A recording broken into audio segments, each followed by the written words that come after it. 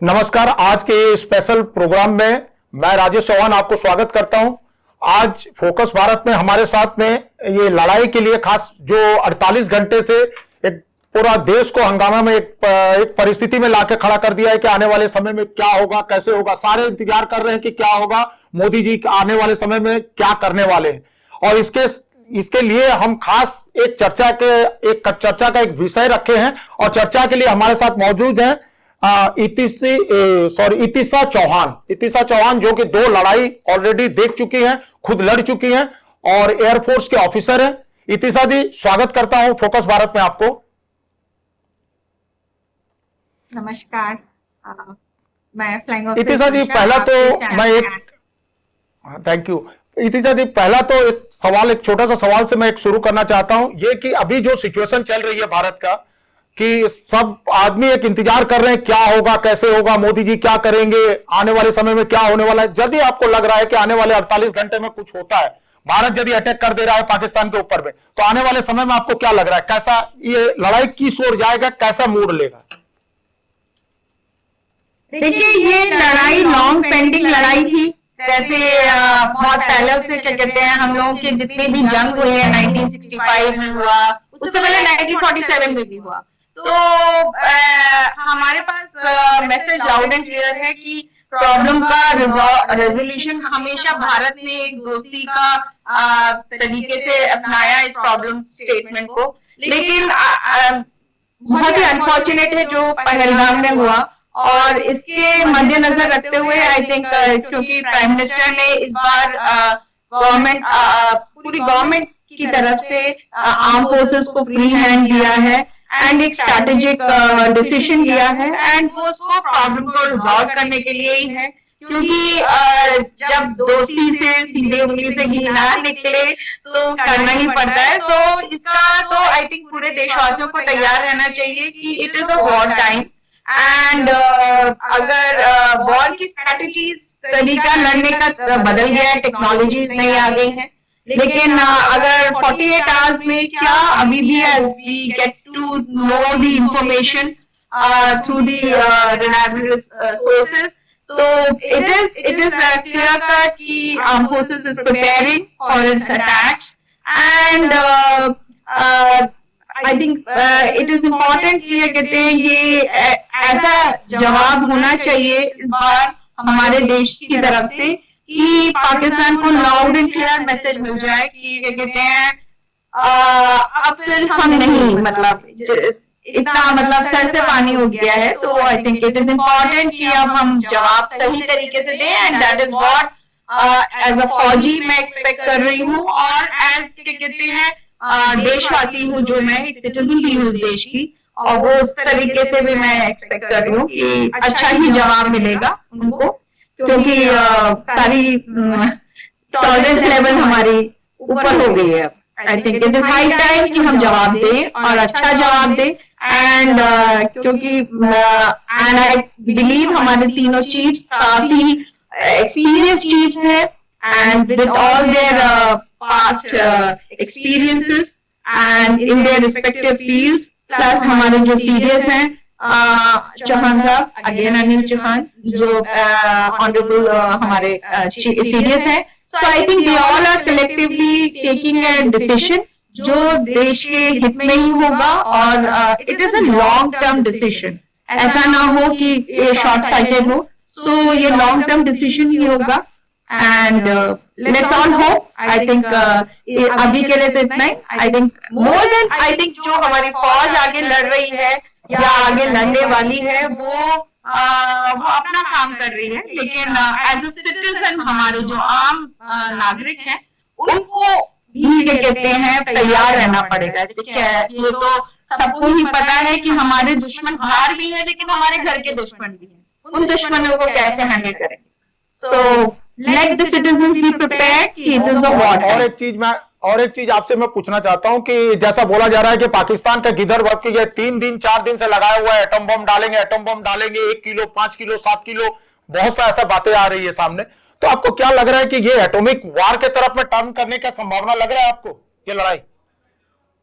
नहीं नहीं, ऐसा कुछ भी नहीं होगा। देखिए, बिकॉज आज तक इंडियन गवर्नमेंट ने और न्यूक्लियर वॉरफेयर हो भी नहीं सकता, because there are various international bodies involve into this. ये पाकिस्तान हमारा देश का एक छोटा सा बच्चा है जो क्या कहते हैं बदमाशी कर रहा है, नादान है, तो उसको सबक सिखाना है। लेकिन क्या कहते हैं पूरे पाकिस्तान के नागरिक को हमें अफेक्ट नहीं करना है, and it is collateral damage जो हम नहीं करेंगे। आज तक भारत ने कभी नहीं किया। हमारी ऐसी स्ट्रैटेजी, हमारी पॉलिसीज, हमारी थॉट प्रोसेसेस कभी भी ऐसी नहीं रही है। तो न्यूक्लियर वॉरफेयर को रूल आउट कर दीजिए। एंड ये तो केवल कहते हैं ना बंदर की हुड़की दे रहा है पाकिस्तान, क्योंकि जो डरता है वो ही क्या कहते हैं उसको ये सब हुड़कियां देता है। सोशल मीडिया के उस पर मत जाइए। there are various first world countries are involved into this, and the United Nation is involved into this, and I'm sure कि कहते हैं देखिए ये अटैक करना तो इम्पेरेटिव और होगा भी, लेकिन इसके अलावा अगर आप न्यूक्लियर वॉरफेयर कह रहे हैं, न्यूक्लियर वॉरफेयर बिल्कुल नहीं होगा, क्योंकि इट इज आम जनता को डैमेज होगा।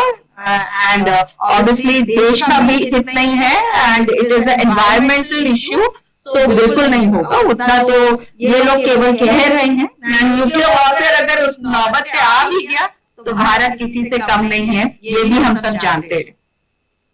अच्छा, और एक चीज यदि मैं पूछूं इतिशा जी कि ये लड़ाई के बारे में गिदर भपके जो कॉन्स्टेंटली दिए जा रहे हैं, पाकिस्तान कॉन्स्टेंटली एक माने डराने का कोशिश कर रहा है कि ये करने का, बट वो खुद ही फंस रहा है। जिस जगह पे बोल रहा है वो खुद ही फंस रहा है।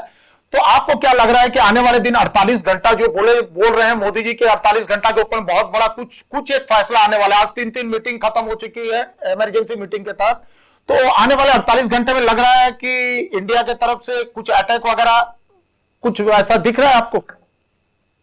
Obviously नहीं, that is because वो सिक्योरिटी मीटिंग थी एंड इमरजेंसी डिक्लेयर हो चुकी है इन द टर्म्स ऑफ क्या कहते हैं जो कैप्सी ने इमरजेंसी डिक्लेयर करी है, and all the SOPs have been released. And in addition to that क्या कहते हैं कैप्सी जो लोकल सिक्योरिटी एजेंसीज होती हैं हमारी प्राइवेट सिक्योरिटी एजेंसी बॉडीज की, उसकी सेंट्रल गवर्निंग अथॉरिटी है। तो नेशनल इमरजेंसी डिक्लेयर हो रही है, धीरे धीरे अलर्ट पे जाएगा देश। एंड मतलब डे टू डे आपका रोजमर्रा की जिंदगी पे इफेक्ट ज्यादा नहीं करेगा, स्पेशली जो कंट्री जो सिटीज हैं हमारी मतलब दिल्ली से दूर नॉर्थ बॉर्डर की तरफ। लेकिन यस ये इमरजेंसी होगा एंड लड़ाई भी होगी, क्योंकि सर्जिकल स्ट्राइक देके मैंने एक छोटा बच्चा है जो नादानी करता जा रहा है कंटिन्यूसली, तो उसको संभालने की कोशिश करी। लेकिन अभी जब ये सब हमारी आम जनता पे अटैक होगा तो हाथ पे हाथ रख के तो हमारी फौज या हमारा देश या हमारी गवर्नमेंट नहीं बैठेगी। तो लेट्स ऑल बी प्रिपेयर्ड कि लड़ाई का टाइम तो है ही, I mean it is indirect लड़ाई ही है अभी, एंड ऑफिशियली भी डिक्लेयर हो जाएगी धीरे धीरे जैसे एक्शंस टाइटन अप होंगे। तो just wait and watch, it's just matter of few more days. And ये तो सब जानते ही हैं कि जो फौज करती है वो एक्शन से करती है, and action speaks louder than the words. And declare करके तो करेगी नहीं, ऑब्वियसली और कॉन्फिडेंशियल रीजंस के लिए, but going by the all the reports that are coming from the border, preparation सारे शुरू हो गए हैं, सारे कितने क्लेंजिंग ऑफ एरियाज हो रहे हैं, एंड जो एक्टिवेशन होता है वॉर टाइम में वो सारे प्रोसेसेस फॉलो होते जा रहे हैं। अच्छा, और एक चीज है, अब मैं सीधे आपके मैंने जिसमें आप थी जो डिपार्टमेंट में, उस डिपार्टमेंट के ओर जा रहा हूं जरा।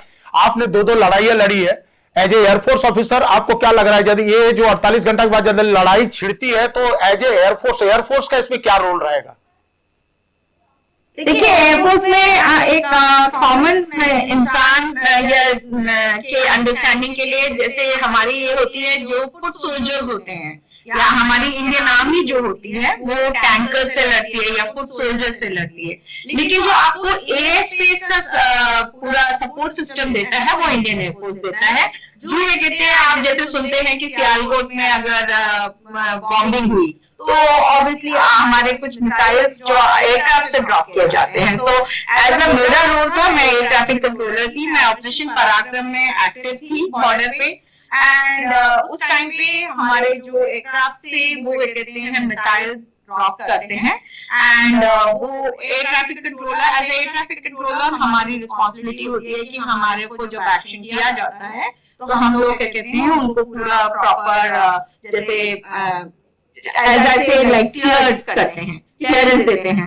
तो वो मेरा रोल था उस टाइम पे। एंड आज भी कहते हैं जो इंडियन एयरफोर्स है वो आज अगर किसी भी लड़ाई में, आज भी आप यूक्रेन की लड़ाई में सुन लीजिए या कहते हैं इराक वॉर में भी, तो आप एक देखते हैं जो ऑन द ग्राउंड लड़ते हैं, on the ground Indian army लड़ती है, और जो इनकी एयर होता है वो एयर स्पेस से कहते हैं जो अटैक्स होते हैं, लेकिन दोनों सिंक में होते हैं।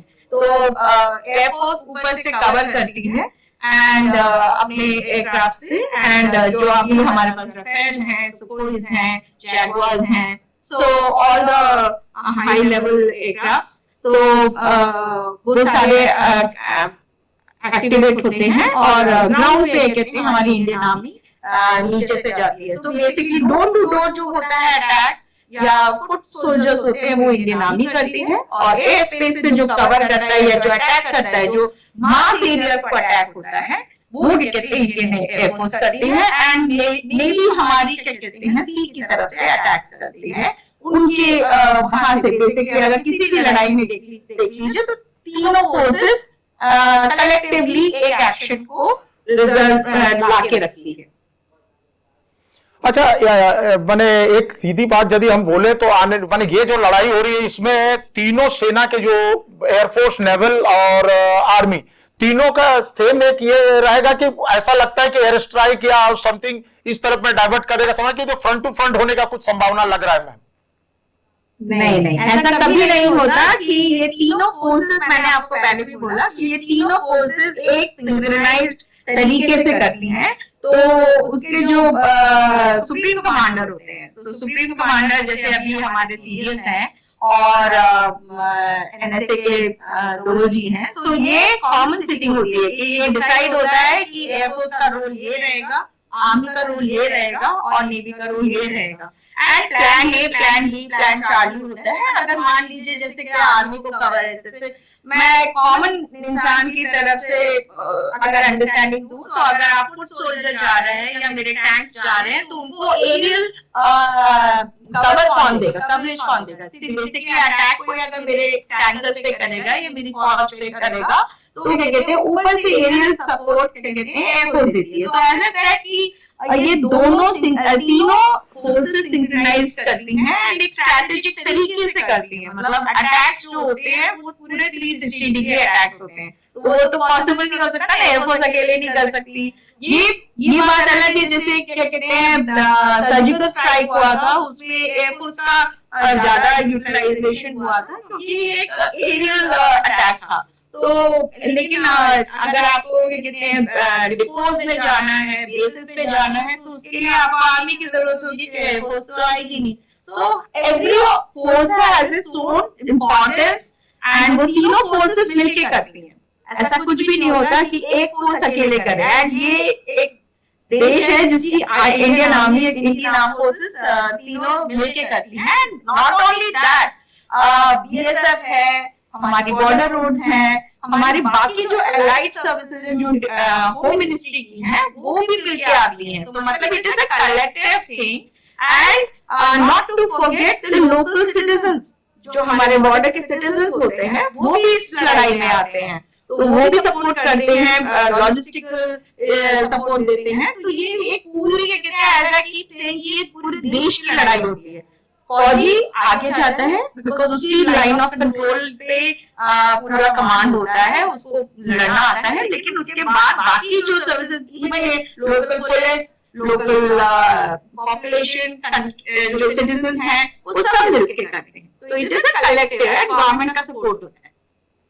अच्छा, और एक चीज मैम पूछना चाहता हूं कि आज पाकिस्तान की तरफ से एक गिदड़ भपकी और दी गई है कि रिटायर्ड आर्मी पर्सन लोग को ले रहे, क्योंकि वहां पर तो सेना भाग रही है, माना हजारों सेना नौकरी छोड़ के भाग चुकी है, इंडिया से लड़ाई होगा डर के मारे कि मर जाएंगे, ये होंगे वो होंगे चक्कर में। अब रिटायर्ड पर्सन को पाकिस्तान अपने तरफ खींचने के लिए लगा हुआ। आज हमारे पास खबर है 40 लाख या 50 लाख रिटायर्ड सोल्जर्स को लाके अगेन रीअपॉइंटमेंट दिया गया है। तो आपको लगता है कि बूढ़े भी लड़ेंगे अब? देखिए, एक once a soldier always a soldier, and as a soldier I respect every soldier across the world. So I mean उनकी कंट्री के क्या सिस्टम्स हैं, इंटरनल सिस्टम्स हैं, एंड अगर उनके वेटरन्स बाहर आ रहे हैं तो ये तो मैं भी आपको बता दूं, मैं खुद ही एक वेटरन हूँ और मैंने ऑलरेडी क्या कहते हैं अपने यूनिफॉर्म्स तैयार करना शुरू कर दी हैं, एंड मेरे जैसे बहुत सारे वेटरन्स हैं जिन्होंने ऑलरेडी प्राइम मिनिस्टर मोदी को लेटर्स लिखे हैं कि हमारी सर्विसेज यूटिलाइज की जाए, क्योंकि हम एक कैलिबर्ड कॉम्बैटेंट सिटीजन हैं इस देश के, एंड उनकी पॉपुलेशन उनकी आर्म फोर्सेस में क्यों रिटायरमेंट आ रहा है। देखिए, पहली बात तो मैंने भी पढ़ा उसका, तो मुझे तो पर्सनली ऐसा लगता है कि वो एक बहुत फेक न्यूज है, ऐसा कुछ भी नहीं होता है। एंड लेकिन अगर मान भी लीजिए कि इतने उनके वहां से रेजिग्नेशन आ भी रहे हैं और उनके वेटरन्स सामने आ रहे हैं, सो भी इट। तो आई मीन हम दुनिया की 3rd लार्जेस्ट आर्म फोर्सेस हैं, तो हमारा सामना करना तो आसान नहीं है, हमारी फोर्सेस का ही, इन सर्विस फोर्सेस का ही। और अगर उनके रिटायर्ड वेटरन्स आ रहे हैं, सोल्जर्स आ रहे हैं सामने के लिए, तो I give the due respect to them, because उनका देश छोटा है, उनकी फौज छोटी है और उनकी फौज में अगर एड ऑन हो रहे हैं। बट लेकिन ये कहना कि उनके लोगों ने रेजिग्नेशन दिया है, ये थोड़ा सा मुझे फेक इंडस्ट्री का प्रोडक्ट लगता है। ऐसा जरूरी नहीं है कि वो अभी होगा, but having said that it is a very unstable country, and but हमारी फौज कभी भी अपने दुश्मन को अंडर एस्टिमेट नहीं करती है और ना ही करना भी चाहिए। एंड हमारा जो अटैक होगा वो फुल थ्रॉटल होगा, and not considering any of these kind of information। जो हमारे प्रोटोकॉल्स हैं, सिस्टम्स हैं जो लड़ने के, वो प्रॉपर फॉलो करे जाएंगे, उसी के बेसिस पे लड़ाई होगी। तो मैम अब तो ये आने वाले 48 घंटा ही बताएगा कि आने वाले दिनों में क्या होने वाला है और कितना बड़ा तरीके से ये हमला भारत करेगा पाकिस्तान के ऊपर। ऐसे तो 3-4 इनडायरेक्टली स्ट्राइक तो कर ही चुके हैं और वो लोग फड़फड़ाना भी शुरू हो चुके हैं। तो बस अब आने वाला 48 घंटा ही बताएगा कि किस तरीके से ये स्ट्राइक होगा, और हम भी चाहेंगे कि आने वाले दिनों में बार बार आपसे मुलाकात होते रहे, स्पेशल प्रोग्राम में आप आती रहें। और बाकी तो वही रहेगा मैम कि माने कि इंडिया ये लड़ाई को खत्म करे, क्योंकि बार बार मरने से बेहतर है एक बार मर जाना। तो वही मेरा ये कहना है कि अब ये पाकिस्तान को खत्म करना बहुत जरूरी है। और ये आखिरी मैसेज आप क्या देना चाहेंगे मैम? देखिए, मैं तो हमेशा यही कहती हूँ, फौजी हूँ, और मैं क्या कहते हैं देशवासियों से यही कहूंगी कि हमारी सेना, हमारी गवर्नमेंट सब फोकस्ड है एक तरफ लड़ाई के लिए, लेकिन हमारी आम जनता क्या कर रही है? पहली बात तो आम जनता को कहते हैं इस टाइम पे एकत्रित होना चाहिए, यूनाइटेड रहना चाहिए, अपने पर्सनल पॉलिटिकल व्यूज को अलग रखना चाहिए और इस देश के हित में सोचना चाहिए। इस देश का हित बस यही है, क्या कहते हैं कि अमन रहे। जो हम अमन कश्मीर में क्यों मांग रहे हैं, ये पूरा देश अपना है, और अपने देश में जो आपके दुश्मन हैं उनको आइडेंटिफाई करिए और उनको कॉल आउट करिए। मैं ये नहीं कहती कि आप गुंडागर्दी करिए, वो तो गलत होगा, लेकिन ये बहुत इंपॉर्टेंट है कि इस सिनेरियो में हम सब जानते हैं कि हमारे छोटे छोटे सिटीज में, छोटे छोटे टाउन्स में भी मिनी पाकिस्तान बैठे हुए हैं, और वहां पे कहते हैं लोगों की लॉयल्टी डाउटफुल है, तो उनको आइडेंटिफाई करिए। क्योंकि ये जब पूरी सेना, हमारी फोर्स, हमारी पूरी फोकस है एक तरफ, तो क्या कहते हैं दूसरी तरफ हमारे छोटे छोटे इश्यूज ना आने चाहिए। अभी हम सबको अलग हटना चाहिए और लार्जर पिक्चर देखना चाहिए। लार्जर पिक्चर है कि देश, हमारे फौजी जिसके लिए लड़ रहे हैं, वो देशवासियों के लिए, वो it should be the worth the fight, because ये तो सब जानते हैं कि इस लड़ाई में जाने भी जाएंगी, हमारे सोल्जर्स की जान सबसे पहले जाती है। तो ये हर देशवासी को सोचना चाहिए कि मेरे को ये फ्रीडम मिली है या ये देश मिला है, तो ये देश मुझे आसानी से नहीं मिला है और ना ही ये आसानी से रहने के लिए रहेगा आगे की जनरेशन के लिए, अगर हम ये काउंटर अटैक ना करें। तो यही मेरा मैसेज है, यूनाइटेड रहिए, united we stand strong. Please आप अपने पॉलिटिकल आइडियोलॉजीज को अलग रखिए, अभी तो देश को एक साथ एकत्रित होना चाहिए। इजराइल इज अ एग्जाम्पल, हर देशवासी वहां पे कहते हैं एक सोल्जर है, तो ये मैं अपने देशवासियों से एक्सपेक्ट करूंगी और मेरा जो फौजी भाई या बहन जो आगे बॉर्डर पे है, तैनात है, उसके लिए गर्व का पॉइंट होना चाहिए कि मैं किस भारत माँ के लिए लड़ रहा हूं। मैडम, आज आपने अपना इंपॉर्टेंट समय हमको दिया, इसके लिए बहुत बहुत धन्यवाद। फिर मिलते हैं दोस्तों। आज के लिए प्रोग्राम को यहीं पर बंद करता हूं, पर जाइएगा नहीं, 48 घंटा के अंदर में कुछ ना कुछ होने वाला है। फिर मैं स्पेशल एपिसोड लेके हाजिर होऊंगा। नमस्कार।